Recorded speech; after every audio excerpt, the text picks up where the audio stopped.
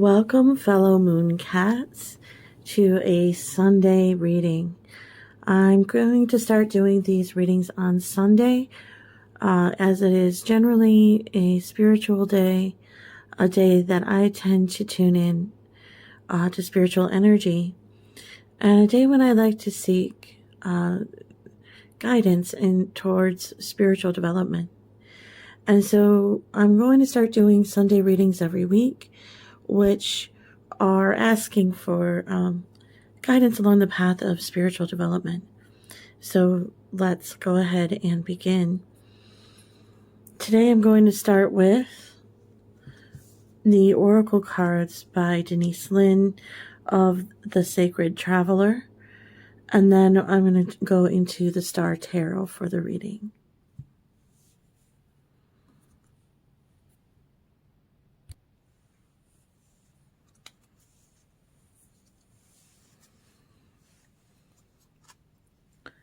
Okay, so beginning with the Oracle, let's find guidance, spiritual guidance for the Mooncat group for this Sunday.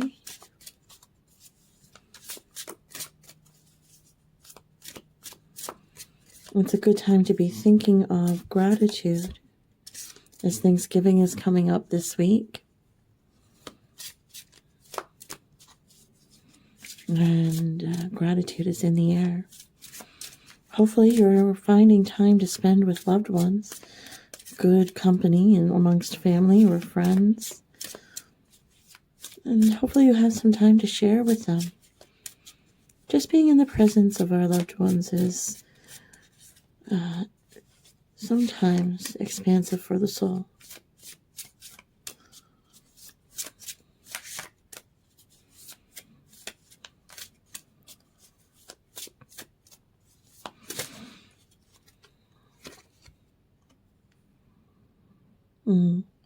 We have a card of miracles. Expect the wondrous to emerge. So that is a beautiful beginning here. I mean, when we're in a space of gratitude, when we're in that space of joyous living, a perspective of gratitude and joy, that's when miracles are most able to manifest. And it looks like you have some coming your way, Mooncats. Okay, let's see what else the cards may have to tell us. So when we turn to the tarot today, one of the things we're going to be looking for is what miracles are coming in.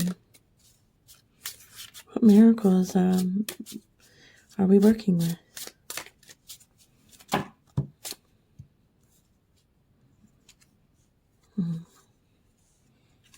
We have a bit of spiritual advice here, which it says to a rejuvenating rain, clear the past to heal the present. If you have ever been one who enjoys walking in the rain, and I know that I have, and you can imagine just how refreshing and rewarding that can be. The falling rain is often a symbol in film and in literature for a character that is going through a profound change or having a profound realization. They're usually drenched in rain as that's happening.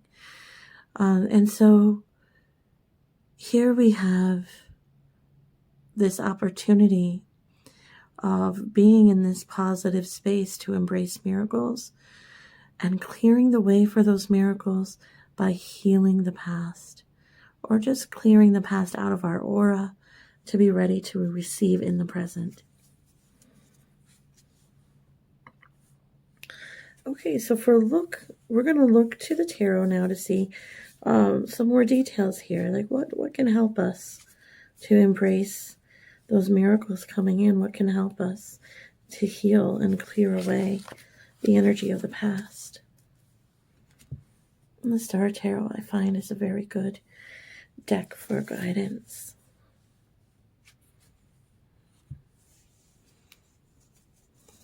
I like to use the Star Tarot around this time of year as snow begins to fall and the winter is all around.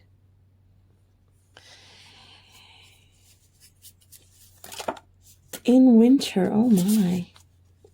Okay, so we're not talking small miracles here. We're talking 10 of Cups. This is beautiful abundance. This is a beautiful life. This is everything you could ever wish for, all the cups fulfilled. So the miracle that's coming in is your most beautiful life. That's definitely one to accept, one to embrace.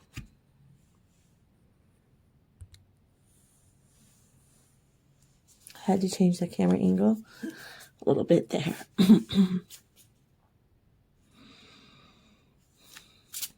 Well, the 10 of Cups is certainly the most beautiful goal we could ask for. And so the question is now, what will help us to get there? What will help us to receive that 10 of Cups into our life and see it as part of our reality?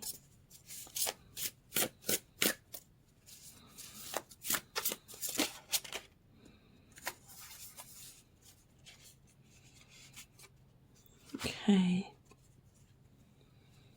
We have the Princess of Cups. This is about a newness of energy. And we think about that rejuvenating rain along with this cup. And what we're looking at is perhaps a heart that was shut down reopening. We're looking at a newness of energy or a renewal of energy. And I see the dolphins there too as reinforcing that. Remembering to connect to light, the lightness of the heart, or a playfulness, or a creativeness. Remembering to connect to that part of ourselves, and that opens up this light. And opening up this light, this heart chakra, and I do know that that is a gold color, but considering that these are cups, this is how I'm interpreting it. So see, the heart chakra opening is like a gateway allowing miracles in. And you're so close now to receiving that 10 of Cups, to receiving that miracle, to receiving everything that you could ever wish for.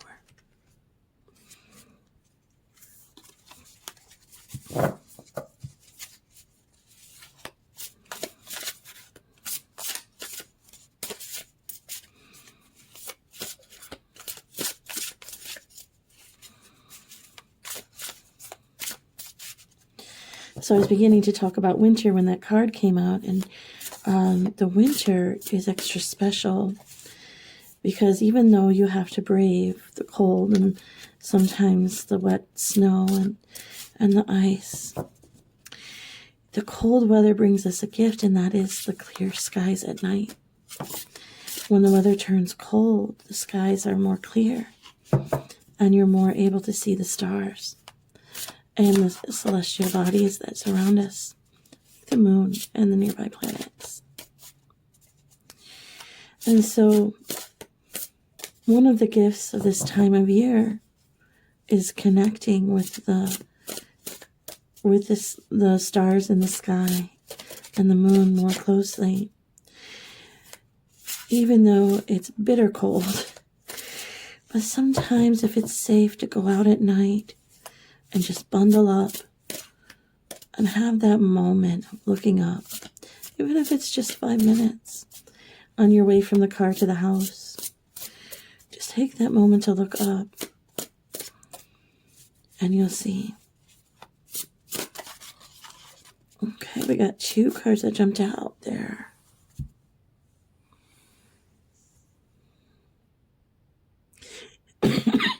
So I'm going to move the camera a little bit. You can see how the cards fell.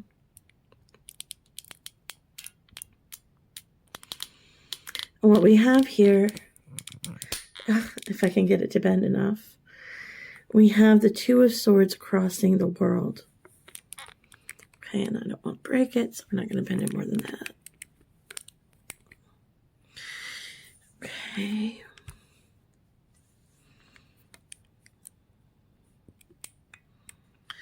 Two of Swords crossing the world. All right. So when we are in Two of Swords energy, this is the card of ambivalence. This is a card of being pulled strongly in two different directions. Being pulled in two directions with an equal amount of strength leaves us stagnant, immobile. I see the reflection of the birds on either side. So there longs here to be a unification, a single sort of truth. There longs to be a choice made of which one to pick up and carry on with. So one of the things that's happening right now is that we're trying to rejuvenate our energy and bring in that joy of the heart and bring in our gratitude. But at the same time, there's a block. I see her being mostly in shadow. And I see that waning moon behind her. And the waning moon is a time of release. It is a time of release in order to complete the cycle of manifestation. So it seems that you are very near to this phase, because not only do we have this 10 of Cups miracle coming into your life, but now we have the World card. This is major arcana, and this is an absolute confirmation of that successful completion, a successful life cycle. So this block that we need to clear, let's try to get more information about that Two of Swords, that block that's happening there. And to do that, I'm going to turn to a smaller deck just so it fits on the table.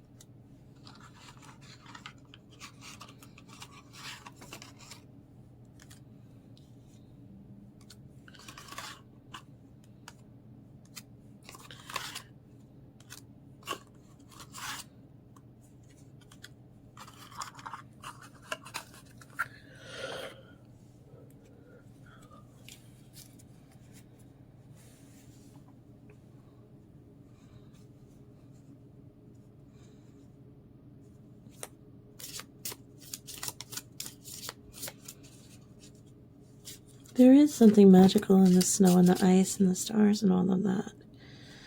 Oh dear. We're clinging too tightly onto something. Because here is the King of Wands. I'm so sorry. That I thought at first was the Four of Pentacles. It is not. It is the King of Wands. So we have the King of Wands.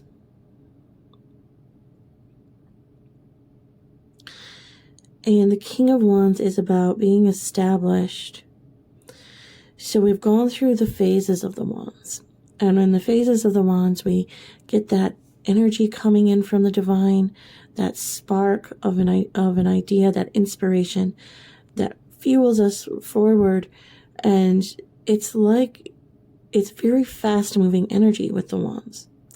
We see this king on the throne. The way that he's sitting there is kind of like he's catching his breath after just finishing a race or something. Okay, although admittedly it'd be hard to race whilst wearing a cloak. Look at how this wand is flowering. So it is rooted It is rooted now, and it is flourishing. It is growing now.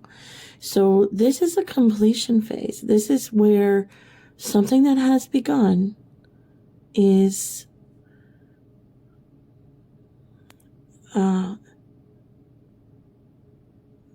completing its phase of manifestation.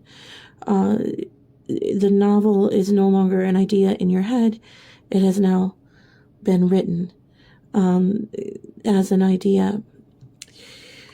So this is under the Two of Swords. Is something blocking you from completing a project?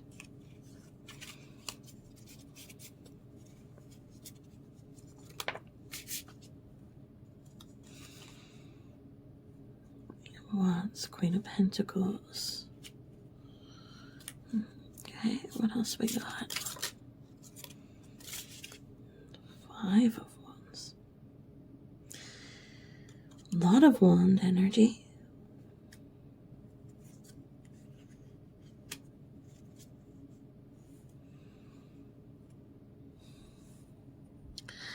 I apologize that I keep bumping the camera. I'm in tight quarters here.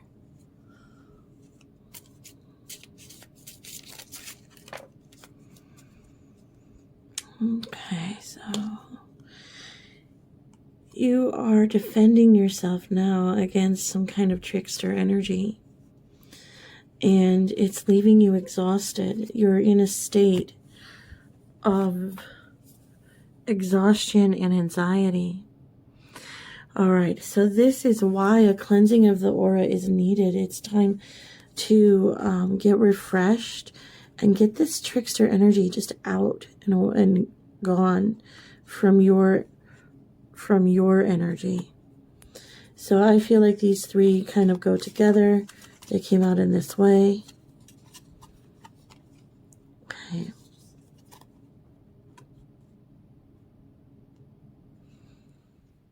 So with the Five of Wands, we have here a battle and conflict. Now the conflict here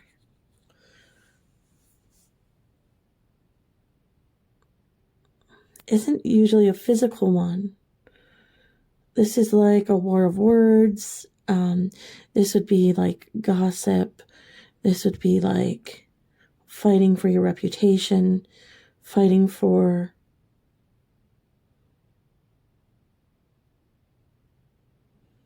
the truth, fighting for the truth.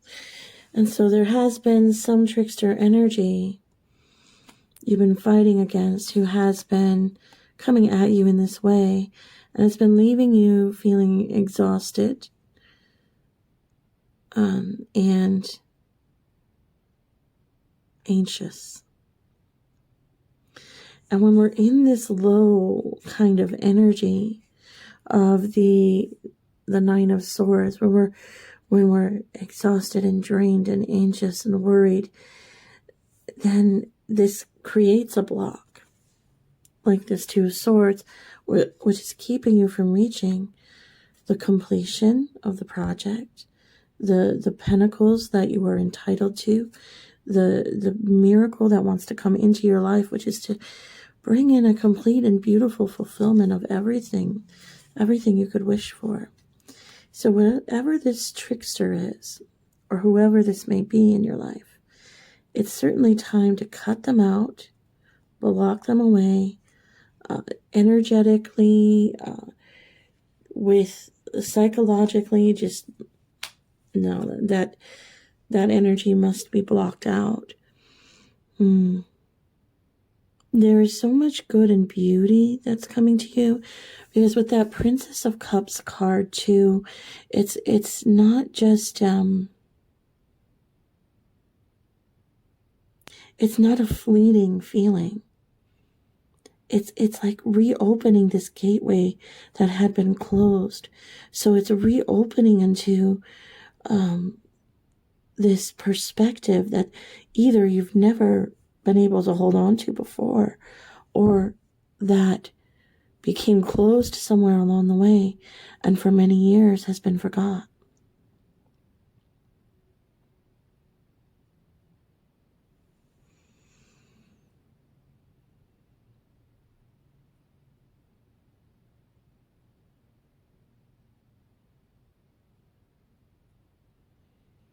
Mm.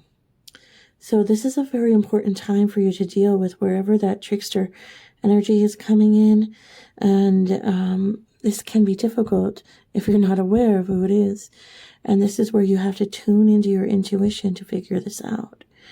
If someone is speaking bad behind your back, if someone is trying to ruin your reputation, if someone is just speaking negatively to you and putting you in that Nine of Swords energy, then it is time to cut them out, distance them out, block them off, do whatever is necessary so that you can return to your state of joy. And that is your right to have that. It is your right to have this 10 of Cups. It belongs to you. It was written that you would have this in this life. And so let's complete this manifestation. Let's complete this cycle and bring in the positive energy.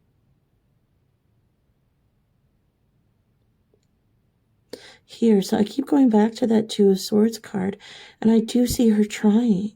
I do see her in meditation, and I see this light beginning in the middle here. And I think that you are on your way. I think that you are working this out, and you are on your way.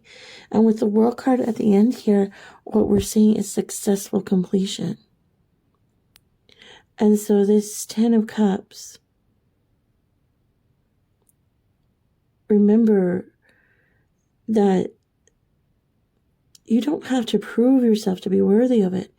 It's like a birthright. It belongs to you. Okay. I'm going to turn to the Gateway of Light activation, because there is so much alluding to that now. And I've got to draw your attention to the quote on the inside cover, so I think this is going to be important for you too. As above, so below, so within as without. Connections to heaven and earth through the stargate of your heart. Yes, the heart is a stargate. And it brings miracles in when you can connect to that joyful spirit.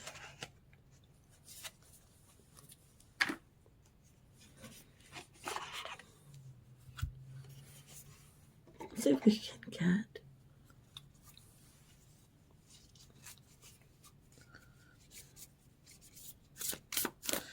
some guidance about the gateway. The gateway of light to open. The gateway of light that needs to open. Let's look for that guidance now. What is the gateway of light that we need to open? I have two cards that have come out.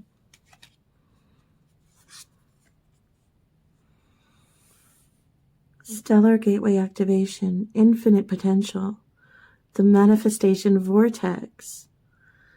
So who has been drawn to this reading? You are a master manifester. You, to be standing in this manifestation vortex means you can create anything for yourself. And you can all right. So the image that keeps coming to my mind is from Disenchantment, which is the sequel to Enchanted, or Disenchanted, I'm sorry. The sequel to Enchanted. And this is where the main character becomes corrupted by magic. But she has a wand. And it is as simple as she's so powerful with that wand, because all she has to do is flick the wand and say, I wish. And just like that, whatever threat is coming her way is dispelled so quickly and so easily. And that's what it is to be a manifester. You have that power to very easily create, to very easily bring into reality the life that you wish for, the life that you long for.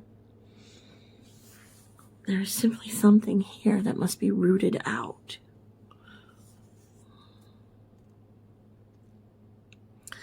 And you're reminded to tune into your sacred inner space, especially the sacral chakra, tenderness and sensuality. Okay, so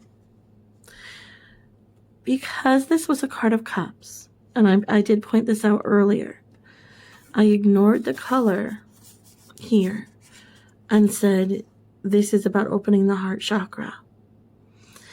But here we have sacral chakra. This is the color of the sacral chakra.